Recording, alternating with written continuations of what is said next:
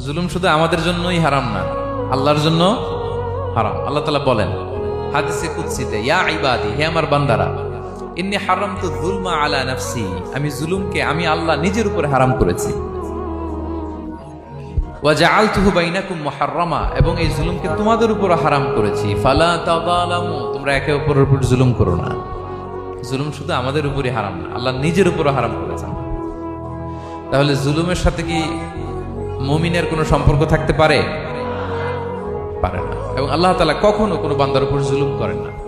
ওয়া আন্নাল্লাহা লাইসা বিযাল্লামিন লিল আবিদ, তিনি তার বান্দার উপর জুলুম করেন না।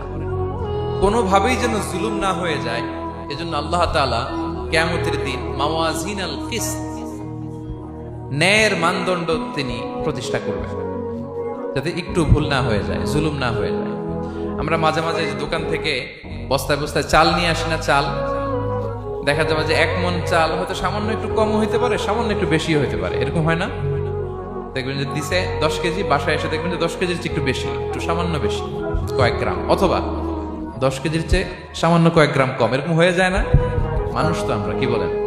কিন্তু আল্লাহর নিক্তি পাল্লায়, মিজানের পাল্লায় এরকম হবে নাকি? হবে? হবে? আল্লাহ বলে না, মাওয়াজিনাল কিসত, ন্যায়ের মানদণ্ড সেটা।